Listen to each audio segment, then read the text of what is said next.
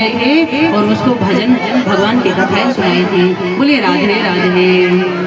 अब तो महाराज जैसे ही उन्होंने देखा कि मेरे घर में भगवान का बैरी जो है मैं बैर करता हूँ, परंतु भगवान का नाम लेने वाला मेरे घर में ही, मेरे कुल में ही कुल नाशक पैदा हो गया।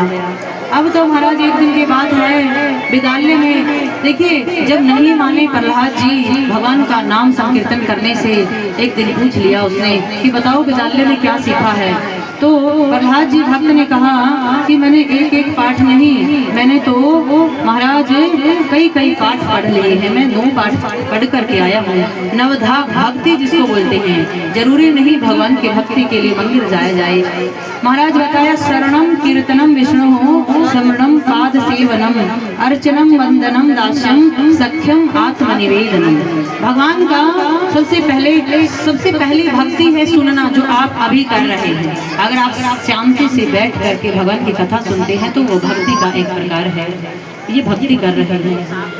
उसके बाद में भगवान का कीर्तन करना, नाचना गाना और महाराज उनका स्मरण करना, उनके नाम का उच्चारण करना और उनके चरणों में अपने मन को लगाना, अर्चना करना, भगवान की पूजा करना, उनसे वंदना करना और अंतिम में देखिए जो सबसे आवश्यक है दास्यम भाव होना चाहिए, भाव होना चाहिए। दास्य सख्यम आत्मनिवेदनम कि हे प्रभु मैं तो आपका दास हूँ, आप हैं करने कराने वाले, मेरे हाथ में कुछ भी नहीं है, जो मैं कर रहा हूँ आपने मुझे सब कुछ दिया है, ये सब आपका है, मेरे पास जो भी है वो सब आपका दिया है प्रभु। क्योंकि जो परमात्मा लेना जानता है महाराज वो देना भी जानता है, और जो देना जानता है वो 1 मिनट में ले भी लेता है। तो अपने आप में दास का भाव बना करके रखना। तुच्छ कहा है कि तृण से भी, पत्ते से भी छोटा अपने को समझना चाहिए, दास के भाव न रखने चाहिए।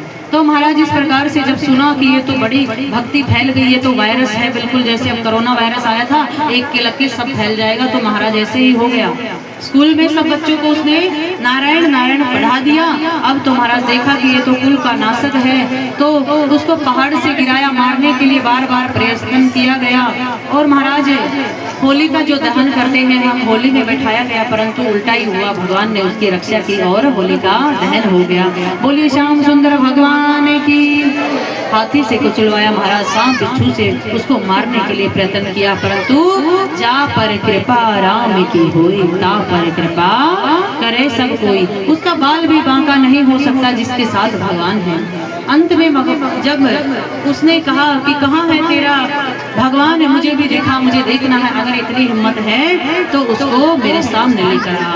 क्या इस खंबे में है, तो जोर से मुष्टिक प्रहार खंबे में किया और महाराज दहाड़ करके नरसिंह भगवान वहां से अवतार लिए। बोलिए नरसिंह भगवान की, नरसिंह भगवान की, श्रीमद् भागवत महापुराण की।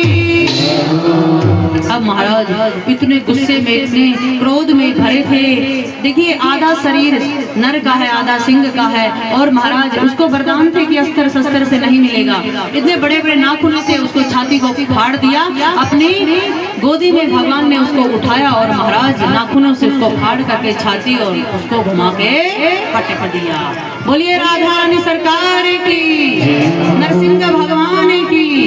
अब तो महाराज इतना क्रोध आया कि पूरी ब्रह्मांड में हलचल पैदा हो गई, कोई भी सामने नहीं आया डर के मारे।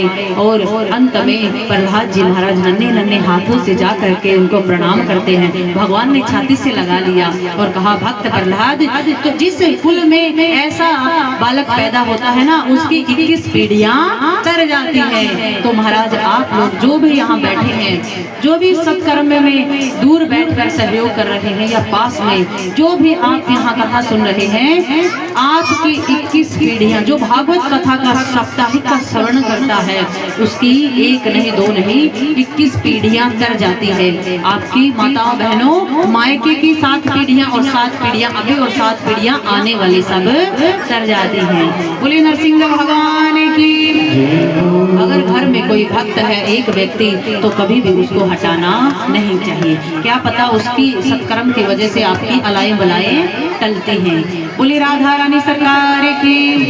इसके पश्चात महाराज गजराज की कथा आती है। त्रिकुट पर्वत पर किस प्रकार से एक हाथी मद में मस्त होकर के भगवान को भूल जाता है और अहंकार में भर के उसका ग्राह ने पैर पकड़ लिया। और ऐसा ही होता है, एक दिन बुढ़ापा आता है, जरा आती है और भगवान हमारा खटका दबा देता है और फिर जय सिया राम।